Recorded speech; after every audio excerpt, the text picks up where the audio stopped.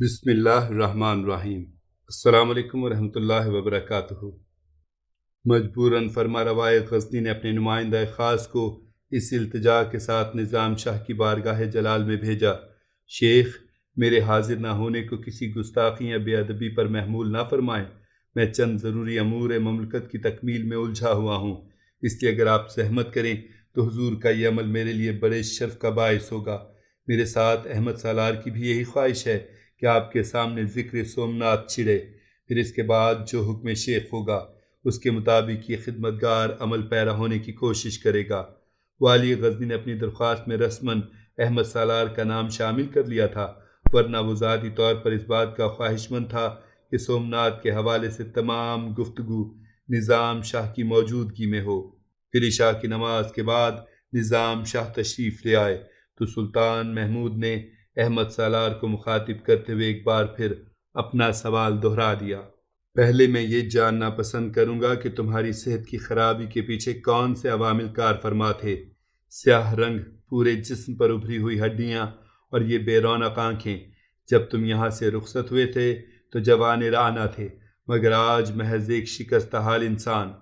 احمد سالار اپنے ذاتی واقعات سنانے سے گریزاں تھا، مگر جب والی غزنی کا اصرار حد سے زیادہ بڑھا تو اس نے بتایا، سلطان ذیشان، غزنی سے ہندوستانی ریاست گجرات تک کا فاصلہ اس قدر طویل اور دشوار گزار ہے کہ میں الفاظ کے سہارے اپنا مفہوم بیان کرنے سے قاصر ہوں۔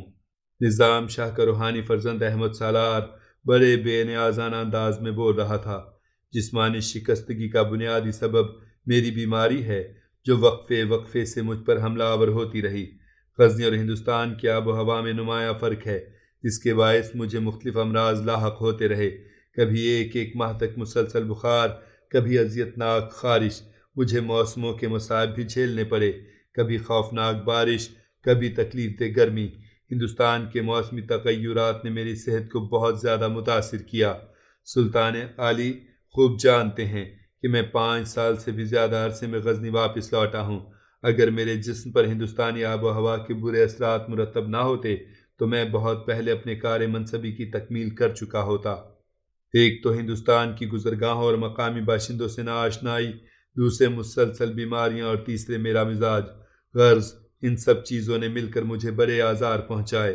ہر قدم پر یہی خطرہ لگا رہتا تھا کہ کہیں کوئی مجھے پہچان کر حوالے زندہ نہ کر دے اور پھر دشمنوں کے تشدد کے سامنے میری زبان نہ لڑکھڑا جائے۔ میں بہت کمزور انسان ہوں، اسی لیے ہر وقت اسی اندیشے میں مبتلا رہتا۔ کسی سے کہتا غریب و اجنبی مسافر ہوں، کسی سے کہتا کہ من کی شانتی کے لیے گھر سے نکلا ہوں اور دیوتاؤں کے درشن کرنا چاہتا ہوں۔ اپنی طویل گفتگو کے دوران احمد سالار کبھی کبھی خیال کرنے لگتا تھا، کسی سے براہ راست پوچھ بھی نہیں سکتا تھا کہ سومنات کون ہے، کہاں ہے۔ میرے اس طرح پوچھنے پر ان لوگوں کو میری ذات پر شک ہو سکتا تھا اور وہ الٹا مجھ سے سوال کر سکتے تھے کہ آخر میں کیسا ہندو ہوں جو ہندوستان کے سب سے بڑے بت اور اس کے مسکن کو نہیں جانتا۔ بس یہی احتیاطیں اور مجبوریاں تھیں کہ جو میرے پیروں کی زنجیر بن کر رہ گئی تھیں۔ کئی مقامات پر کچھ سادھوؤں اور جوگیوں کو مجھ پر شک بھی ہو گیا تھا، مگر اللہ نے میری مشکل کشائی فرمائی اور بت پرست سادھوؤں کی آنکھوں پر گہرا پردہ ڈال دیا۔ ہندوستان خالصتاً توہم پرستوں کی بستی ہے۔ وہاں کے لوگوں کے اتنے مختلف اور عجیب عقائد ہیں کہ میں ان کا شمار کرنے سے عاجز ہوں۔ کروڑوں انسان چند برہمنوں کے بنائے ہوئے نظام میں اس طرح جی رہے ہیں کہ خود انہیں اپنی سانسوں پر اختیار نہیں ہے۔ مٹھی بھر برہمن جب چاہتے ہیں بے شمار بندگان خدا کی سانسوں کا سلسلہ توڑ دیتے ہیں۔ وہ بے خبر اور معصوم انسان زندہ رہنے کے لیے بہت چھوٹی چھوٹی خواہشیں رکھتے ہیں، مگر پنڈتوں کے حویثناک اور تاجرانہ قانون نے ہر گلی ہر موڑ پر سیاست کے مقتل تعمیر کر دیے ہیں، جہاں روز و شب عوام کی حسرتیں ذبح ہوتی رہتی ہیں۔ ہندوستان کے پسماندہ طبقے کی یہی محرومیاں انہیں دن رات ایک ہی خواب دکھاتی رہتی ہیں کہ کبھی تو کوئی نجات دہندہ پتھروں کی مملکت میں داخل ہوگا اور انسانیت کے آبگینوں کو بارش سے بچائے گا۔ یہی درماندہ لوگ مجھے بھی خدا رسیدہ بزرگ سمجھ کر میرے پاس چلے آتے تھے اور بڑے والہانہ انداز میں دامن طلب پھیلا دیا کرتے تھے۔ یہ دردناک مناظر دیکھ کر میری آنکھیں بھی نم ہو جاتی تھیں، مگر میں گناہگار و عاجز بندہ کیا کرتا؟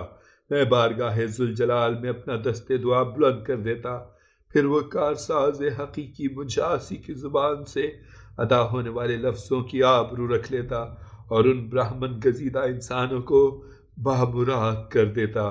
پھر میری خدا رسیدگی کے چرچے عام ہونے لگے اور میں انسانی ہجوم سے گھبرا کر رات کے اندھیرے میں وہ جگہ چھوڑ دیتا۔ ترسے ہوئے لوگ مرادیں پوری ہونے کے بعد اپنی حیثیت کے مطابق میرے لیے پرتکلف کھانے لاتے اور اس طرح نذرانے پیش کرتے جیسے میں بھی ان کا کوئی دیوتا ہوں۔ اگر میں چاہتا تو ضرورت اور مجبوری کا بہانہ تراش کر فاقہ کشی سے محفوظ رہ سکتا تھا، لیکن میری غیرت نے یہ گوارا نہ کیا اور میں کئی وقت بھوکا رہا، شکم کی آگ بجھانے کے لیے مزدوری تلاش کرتا اور جو کچھ اجرت ملتی اسی سے پیٹ بھرتا۔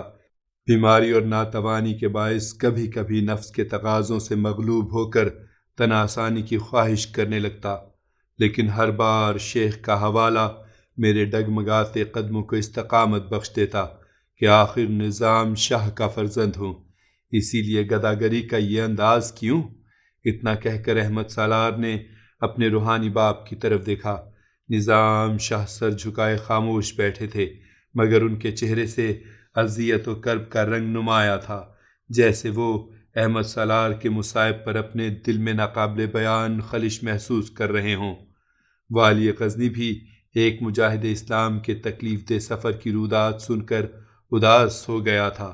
احمد سالار نے فوراً ہی صورتحال کو محسوس کر لیا اور پھر انتہائی پرجوش لہجے میں کہنے لگا، میں نے یہ سب کچھ اسی لیے بیان کیا ہے کہ میری خرابی صحت کے سلسلے میں سلطان کا اضطراب ختم ہو جائے، ورنہ راہ وفا میں میں کیا اور میری قربانیاں کیا ہیں؟ احمد سالار، والی غزنی نے پرسوز لہجے میں کہا، تم میرے شیخ کی زندہ نشانی ہو اور تم نے جو کچھ کیا ہے اسے تاریخ غزنی ہمیشہ یاد رکھے گی۔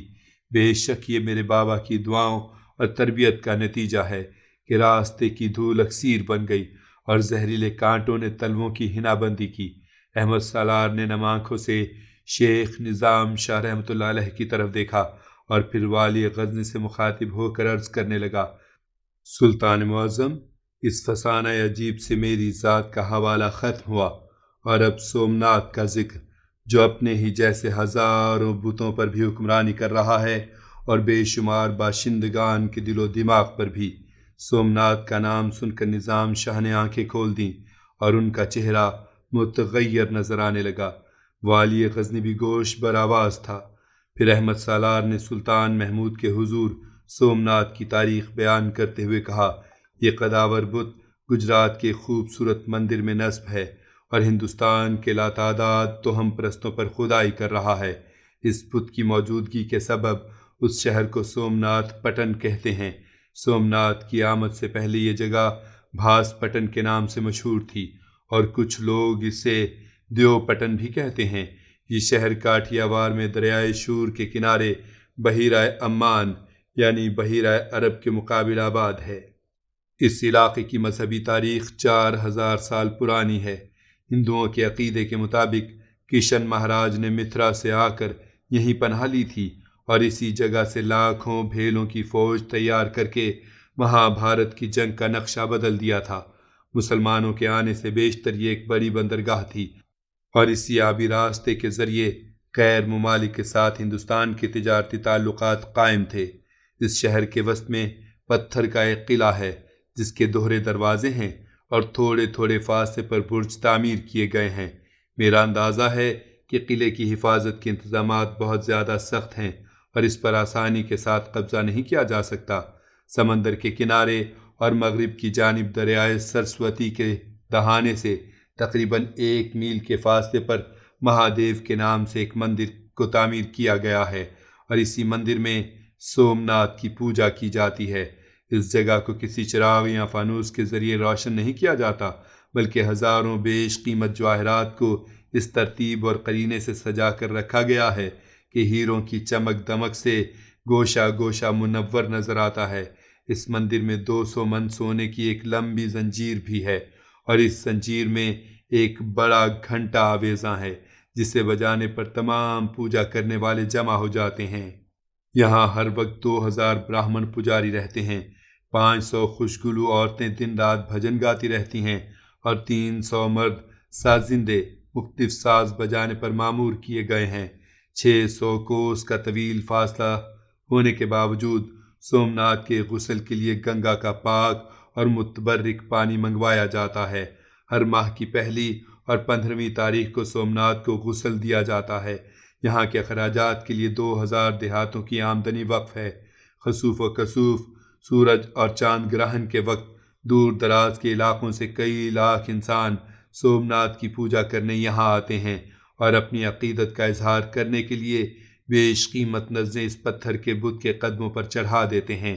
اہل ہند کے نزدیک سومناتھ کی عظمت و تقدس کا یہ عالم ہے کہ ہزاروں نوخیز لڑکیاں راہبہ یعنی دیو داسی بن کر اپنی جوانیاں برباد کر ڈالتی ہیں۔ ان دیو داسیوں میں عام دوشیزاؤں سے لے کر ہندو حکمرانوں کی لڑکیاں تک شامل ہیں۔